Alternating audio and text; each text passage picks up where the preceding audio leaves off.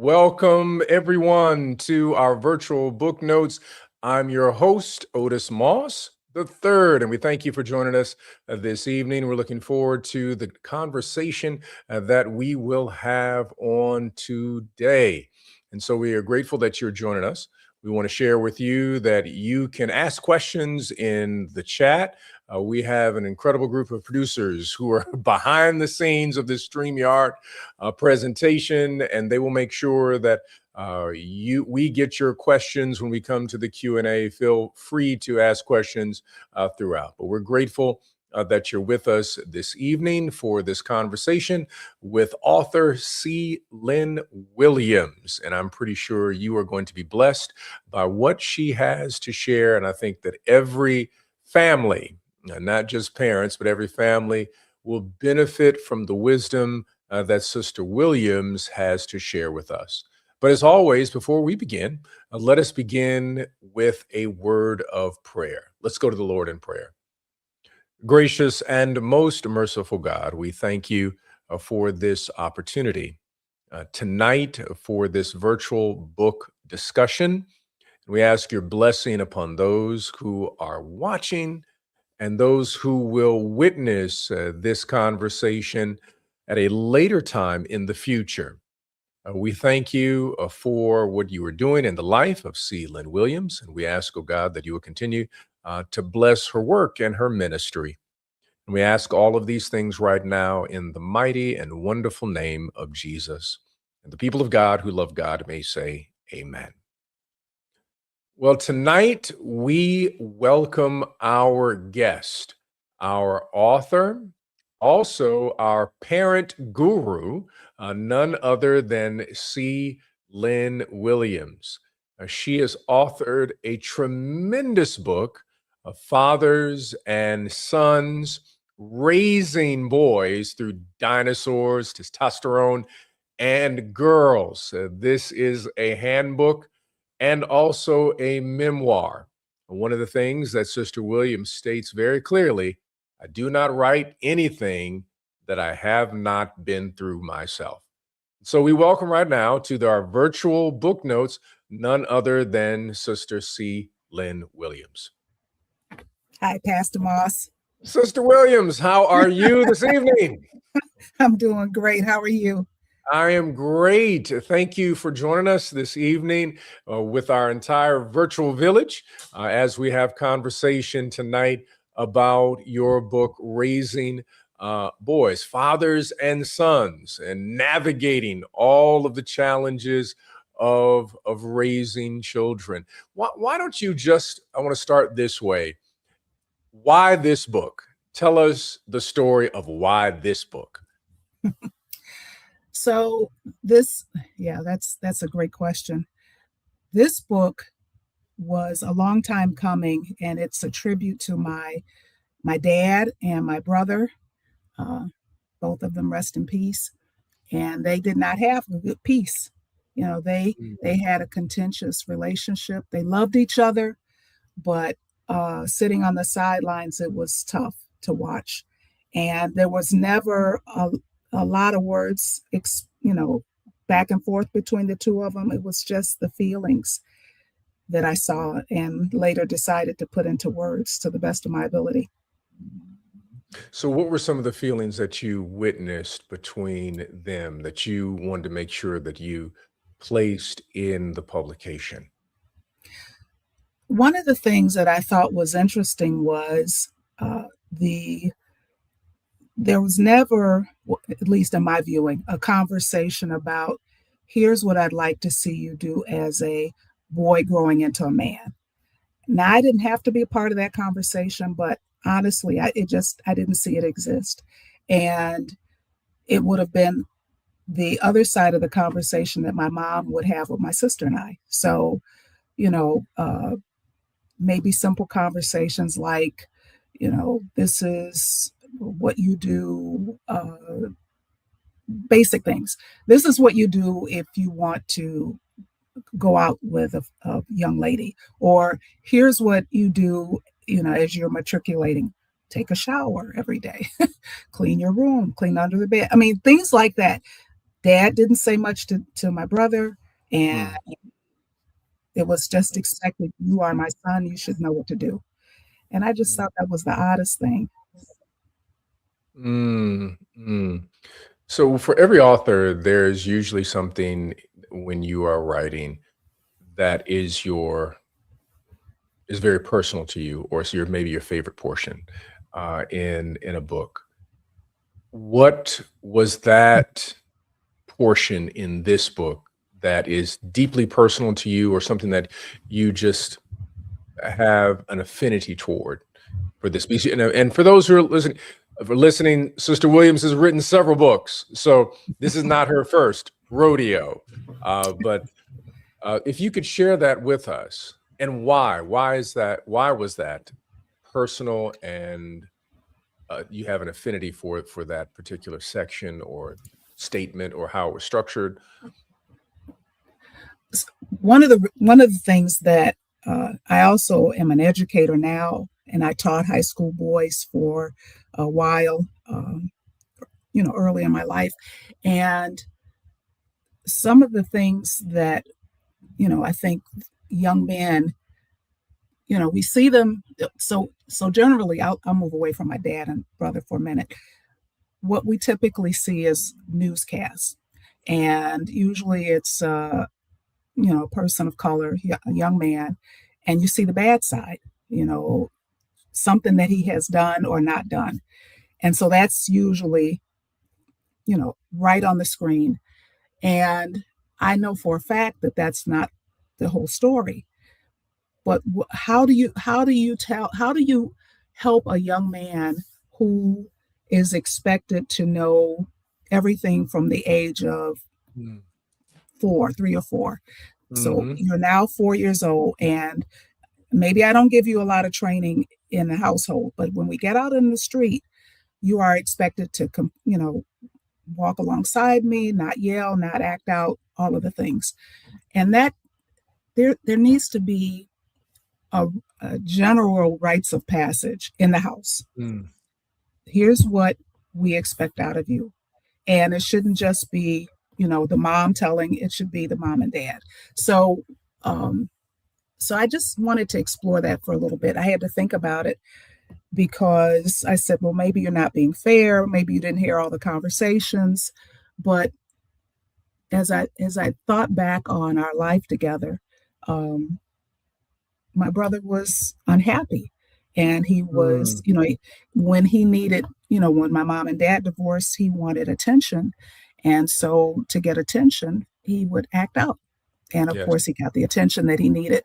Not necessarily the most positive, but it was definitely attention. And I was at odds with my dad. I was angry with him for the way he was working with my brother.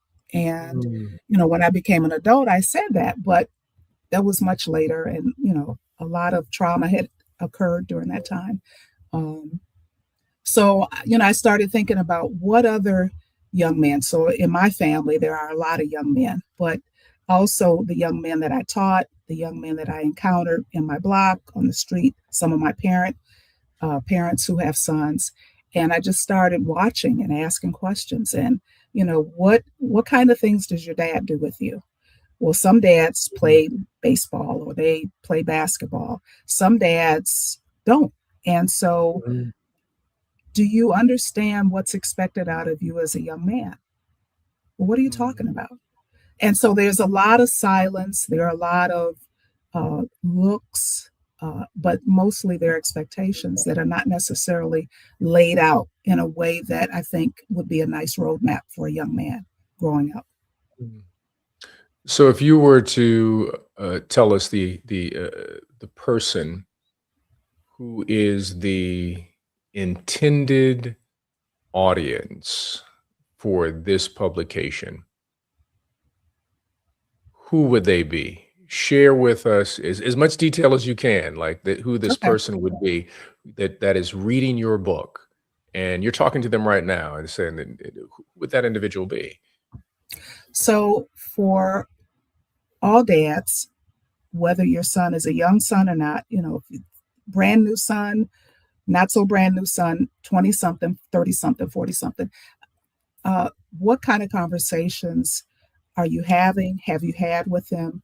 Um, are you the kind of dad that explains, you know, hey, Mm, this is not, the direction that I want you to go. Let's talk about, what do you want to do? Grade school, grammar school, high school, college in your life. One of the things I'd like to talk to uh, brand new fathers, when they're looking at their little boys, baby boys, what do you expect him to be? What would you like him to achieve? And how are you going to explain that to him? What kind of examples will you set for him? Will you be the kind of dad who uh, talks through challenges? Hey, Dad, I, you know, ran into you. So you're talking to your teenager. Unfortunately, I hit, you know, crashed the car. So how do you explain your emotion while he's dealing with the fact that he crashed the car? Do you yell and scream? Do you put him on timeout? Or do you have a conversation that he will remember for the rest of his life in a way that is, helping him grow further? So mm, those are the people that I want to talk to. And then right behind them, or maybe right alongside, are the moms who there are no dads in the home. Um, and you have a young man growing up, and you I just encourage you to set boundaries, you know talk and listen. Don't, give him an opportunity to grow up, but um, don't baby him. Don't explain away some of the things that he's done that you don't want him to do. At least give him be the fence. That's what I always say to parents: be the mm. fence that they need to grow up around.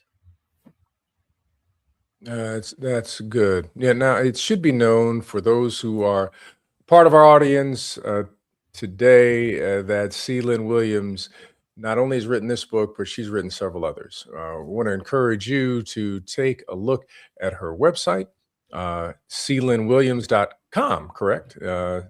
Yeah, Mhm. clynnwilliams.com. And she has a wonderful newsletter along with the work that she does as the parent guru. So if you could just share a little bit with us the wider project. This is not just one project. This is a part of your wheelhouse of what you do as a parent advocate, as a family advocate. So let us know a little bit about the work that you have been doing. Hmm. So, um, so I love to talk to parents about having a great relationship. I think when I started writing, I really wanted to. Um, I'm an advocate for parents because I am one, but I also am an advocate for young people because there's nobody else who do they talk to if not you? And you want them to talk to you, but maybe you have trauma and issues, and so the road that they're navigating, you've been there, and you're just like, oh my God, I can't even, I don't even want to talk about it. And sometimes parents say that, I don't even want to relive that with them. And I said, well, you're not reliving it. This is an opportunity to go beyond it and to change the narrative, as we say. So I do parent classes. I'm a vendor for CPS, so I do parent classes in the public schools. I've gone to the suburbs and talked. I like to do workshops online with women because I know that as a mom, you are expected to do pretty much everything and be excited about it. And yet you might be exhausted. And so, how do you balance that? So I just think that it's an opportunity. I think when I started writing, I know for a fact when I started writing, I was a newly divorced woman with two kids, and the environment was very different from when I grew up and my parents were raising us. And kids had a lot more um, access to a lot of things and freedoms that I was reluctant to give to my children. So I didn't think that we had to apologize as parents, and I didn't think that we had to be friends with our children while trying to Mm, raise them.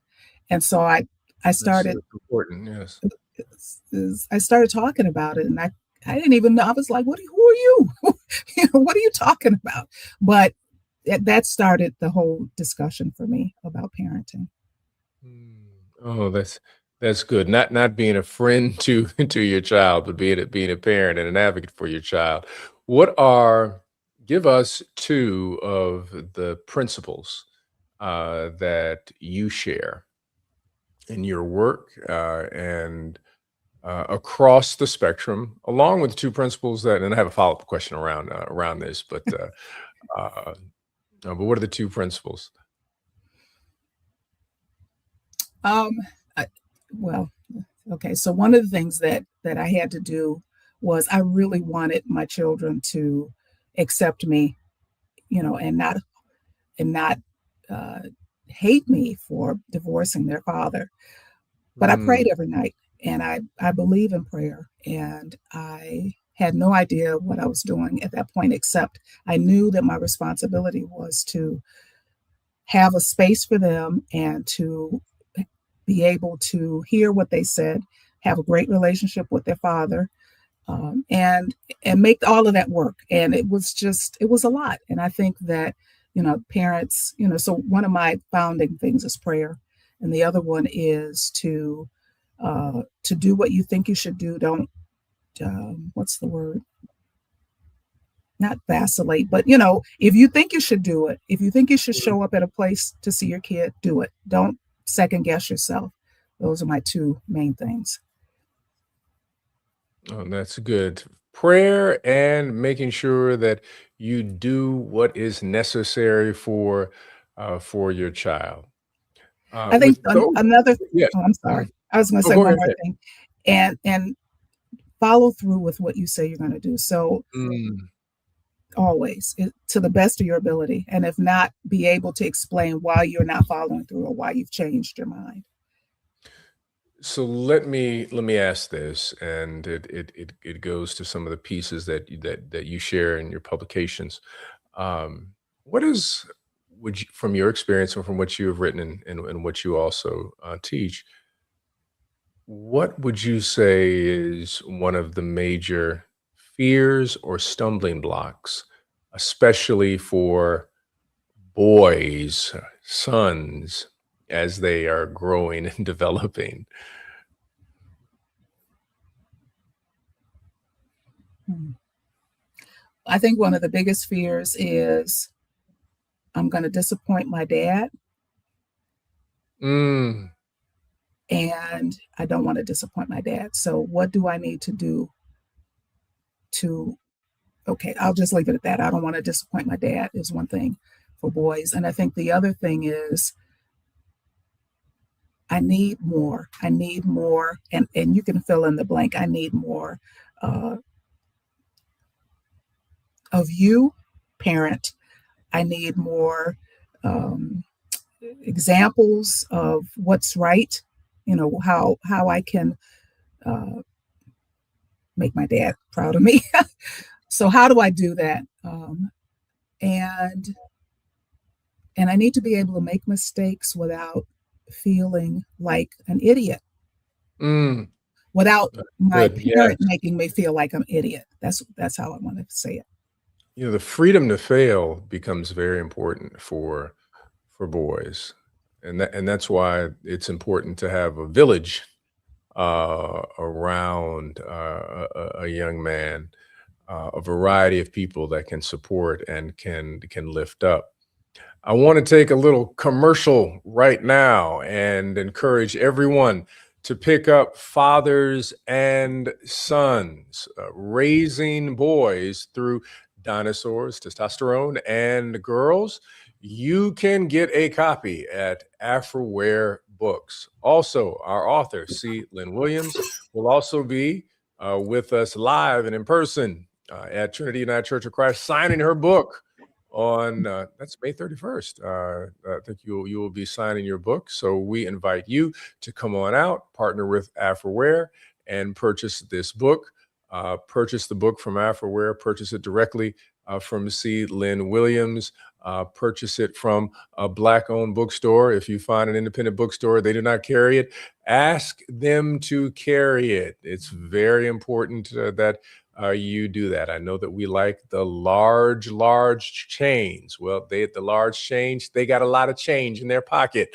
Let's support some of the independent Mhm. bookstores in reference to this work. I want to, for us to open up uh, our conversation. We have several people that I see that are online with us tonight. We got people from Ohio with us tonight. We have people in Chicago with us tonight. We see you there, Jeff, Cynthia, Hillary. We're grateful. Cheryl, we're so glad that you're with us. Edith, CC in the house. We appreciate you all joining with us on today. The floor is open for our guest. Our guest has not written just one publication, but five publications. If you would walk through some of the publications you have already authored and share with everyone where North Carolina in the house, we see you. All right, Clarence, thank you for being with us tonight. We appreciate you. But share with us the other publications, and do not forget to share about your newsletter, your blog that you also put out. Thank you, Pastor. So my first book was that started the whole journey for me was trying to stay sane while raising your teen, which was the journey that I was on. My daughter was a brand new teenager. Her brother was right behind her as a tween, as I like to call them. And as I, it was a really funny story. I was not planning to write at all. I did not like writing. And I said to my mom at the time, I don't know what's going on, but these words are coming out. And I don't know what's going on. I feel like I'm kind of going crazy. And she said, "Oh, don't worry about it. Just keep a pad with you, and we'll put it together later." She didn't, because I think if she had said, "Hey, I think you're writing a book," I would have probably just freaked out. Mhm. But that was the first book, and it was a real small book about the things I was mentioning. Uh, you can not be friends with your kids. Um, there are bedtimes. You can have house rules, but you can also have a great relationship and talk to your kids and let them talk to you. So that was the first one. The second book is for moms, The Pampered Prince. And it is, let's see, Moms Create a Great Relationship with Your Son. Uh, I really believed in the whole legacy of mothers and sons. It's an amazing relationship, but there's also room for us to help it, get it right and really help moms not, fall under the seductiveness of raising a boy. That's the best way I can explain it. I Mhm. always say that we love our sons and we raise our daughters, and which means that we're harder on our girls and we're really lenient on the boys. And so we got to have Mm. a nice balance so that they grow up healthy. My mother daughter book is Raising Your Daughter Through the Joys, Tears, and Hormones. And it's really a love story to my daughter because she's the one that told me, "Hey, the rules that you have for me do not apply to my brother." And I said, "That's not true." And she said, "It is." So I had to think Mm. about that. So Mm. she was my little conscience. And I really had to think about it and do something about it. And then um, my husband said, "Hey, you've written the mom series. You got to talk about blended family." And I said, "No, I don't." And he said, "Yeah, you do, because a lot of people are out here and they are meeting people with children. They have children, and at least talk about it." So that's my blended family book. Um, Yours and Mine, a winning blended family formula, or something like that. And so it was good. And I said, "Okay, I'm done." And he said, "No, you're not done. This is still my husband talking." He said, "What about the dads? You haven't written anything for dads." And I said, "I'm not a dad. I can't write about dads." He said, "You had a great dad, and you're a writer. So write about dads." And so I wrote and you helped me on this, Pastor. I wrote the Daddy and Daughter Thoughts. And that book was, it was an interesting time for me because my dad was gone. And And I really, had to think about my relationship with him, especially in light of how I felt with him and my brother. But the brother and dad part hadn't shown up a lot. So I was able to write that and get it out. And and then I thought I was done. And my father's son thoughts came back. I had already written the outline for it for about 2 years ago, but I just didn't Mm, have the courage to explore what I needed to explore to get it out. mm. We've got some questions for you coming from the audience. Okay. Dr. Jim is raising a question for you. Dr. Jim Walton, thank you very much.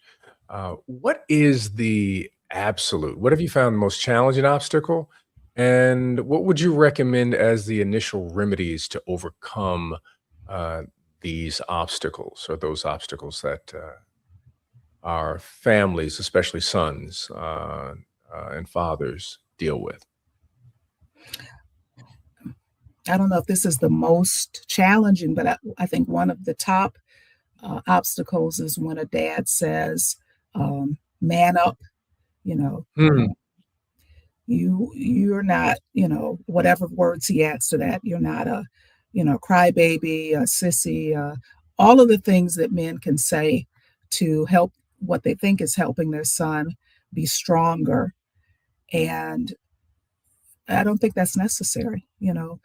Meet him where he is, meet the son where he is. I think that maybe what you can do is if usually I feel that dads are working with the strengths that they have or the weaknesses. And so maybe they weren't allowed to cry or to show any kind of weakness. That's okay.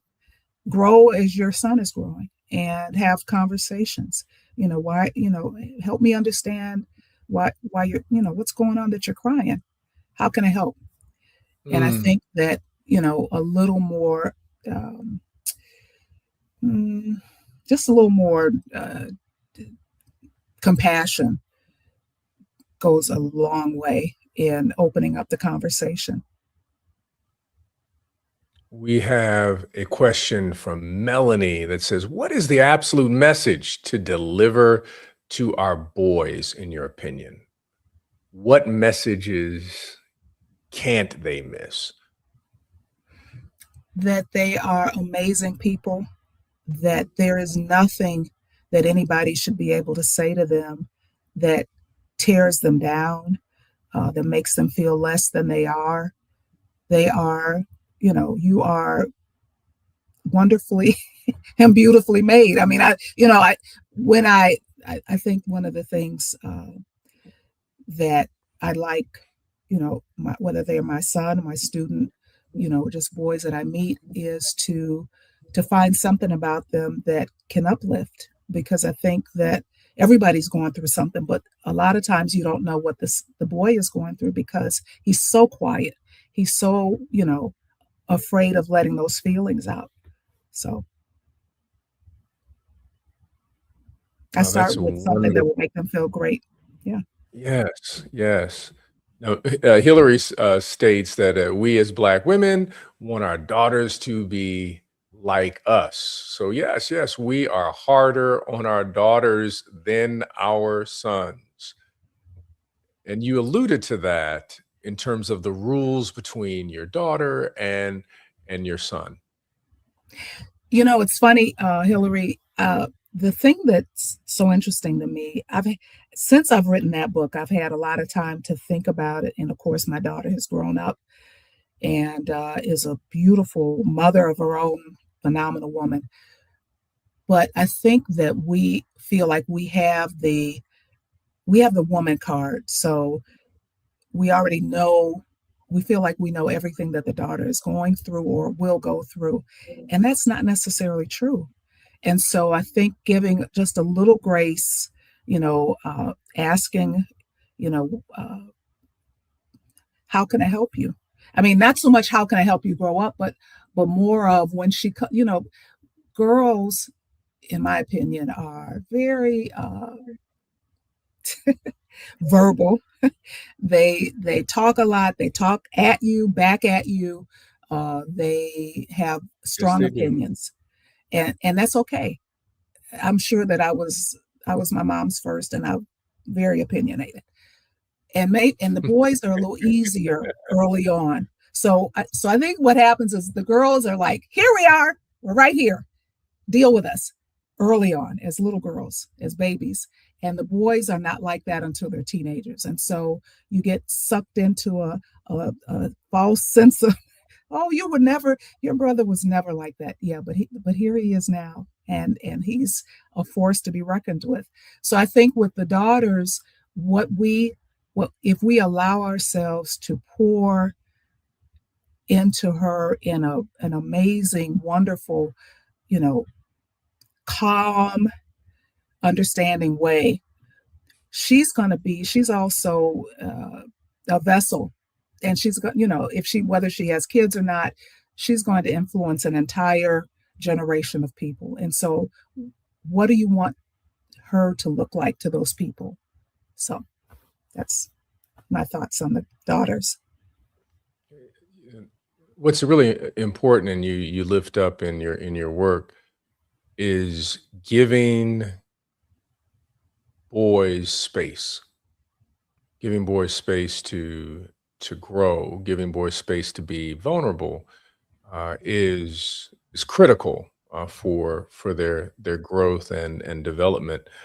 I'm reminded of the work of, and it reminds me of some of the things that you are doing, of Jason Wilson, the man the moment demands, and he does work with young boys in Detroit and shares through a martial arts program the opportunity for boys to express, because boys are always, they're told not to express. There's a culture of not expressing, and it really creates the kind of emotionally underdeveloped men, because they're just never given the opportunity to be able to say, I feel this way, and taught, you know, it's okay to say that I feel this way. And I don't understand why I feel this way, and having someone to walk through why I feel this way. I'm angry. Why are you angry? Or, but the anger is really fear. What are you really scared about? And the work that you're doing is so helpful for parents navigating these issues. Deborah is on Facebook. She says girls are more difficult inside the house. Boys are more difficult outside the house. Ooh, that's a word right there, Deborah. Okay. That is okay. What do you think about this statement here that Deborah has made? I like this. Girls are more difficult inside the house. Boys are more difficult outside of the house. So are you saying, Deborah, that once your daughter or your girls get outside, they are well behaved and the boys are not? I will beg to differ. Mm, Well, mine weren't. Uh, if they were difficult, uh, I gotta think about that as far as the daughter. Is that so? So can she write back and say girls are more she difficult? can. Yeah, she can. Okay. So we'll wait Yeah. for her response. Jeff says not only speaking about talking about boys and sons. Not only are they never taught talking about expressing their feelings, they're often shamed for expressing feelings. That, Jeff, thank you for that. That is so true Mhm. for so many of our boys, and that they end up becoming undeveloped men. Or as Naim Akbar speaks about it, they go from males to boys, but never make the transition to men, because they haven't learned how to navigate their feelings. I agree with you, Jeff, because just a simple statement like, "Well, why would you do that? That's stupid," or Mm, anything like that is enough to shut down most people. Girls kind of bounce back. At least they look like they do outwardly. They don't necessarily inside do bounce back. But I think, if you, depending on the temperament of your son, that's enough to shut them down for a while, Mm. to say, Well, to that's make them good. feel bad for what they're thinking or saying. Let them talk. You can shape Mm-hmm. it. You can really shape the conversations. Just draw them in. So what makes you want to whatever? You Mm. know, I'm trying to think of an example, um, at least in our household, that I could use. I can't think of anything right now, but I think the what happens to us is that we just respond. We react as opposed to responding. And so it's out there. You've already said it, and unless you are comfortable with apologizing, you know what? I'm really apologize for saying that. That's not what I meant. Then it leaves you, opens the door a little bit, and you might have to say some things like that longer and more often so that the child will come back and say, yeah, that really kind of hurt my feelings. I didn't know what to do with that. But that conversation that you're going to have takes a while if you snap at them, as they say, or shame them. Mm. Mm. That's good. Charles is asking the question, of course, thank you for taking the time today, but how can parents encourage their sons who are struggling to identify what path to follow in their adult lives? Hmm.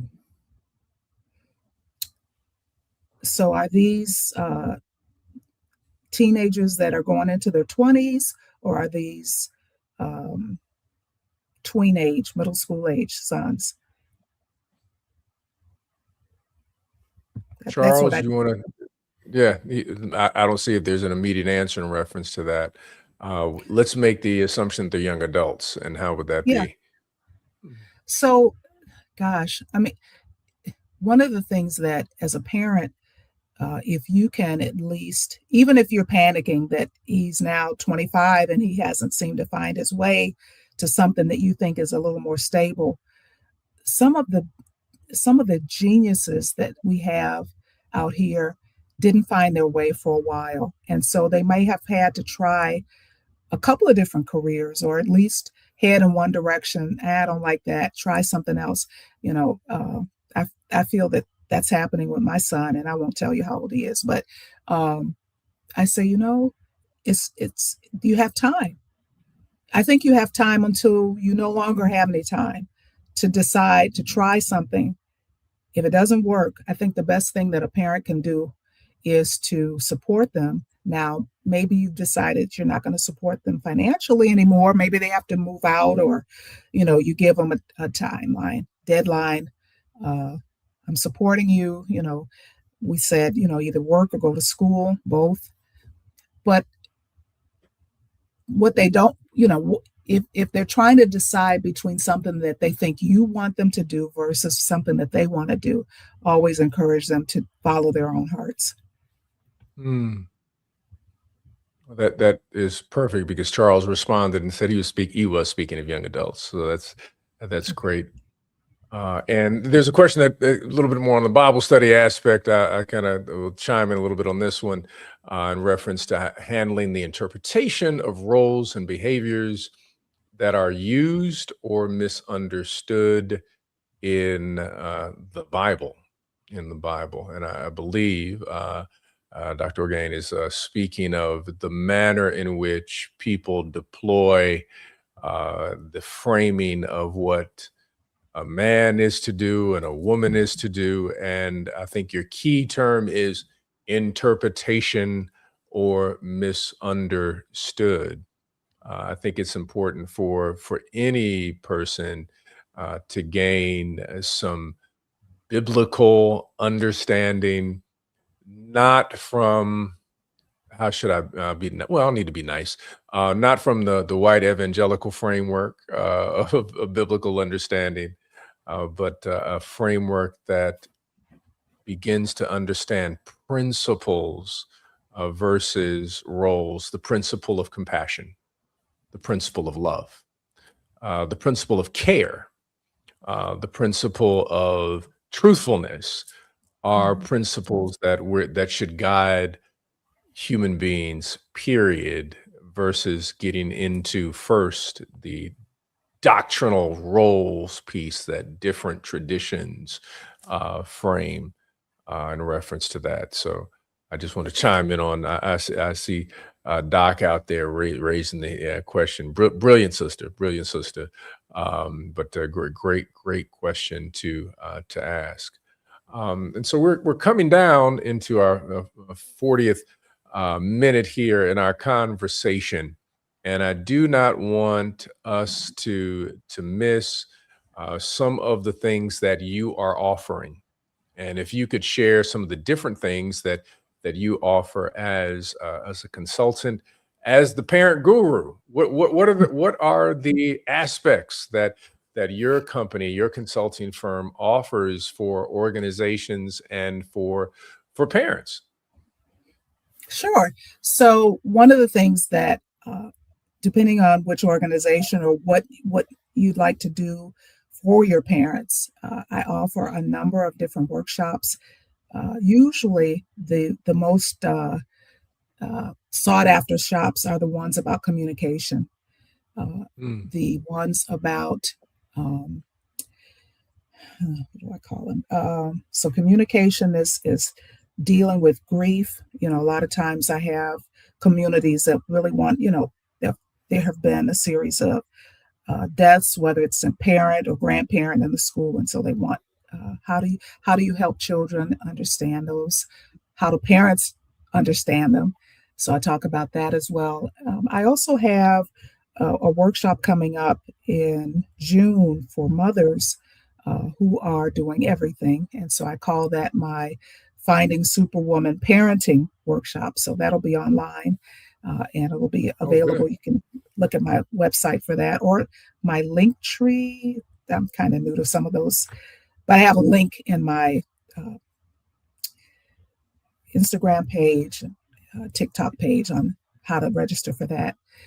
Generally, I'm willing to talk one on one. Sometimes those have been the best situations.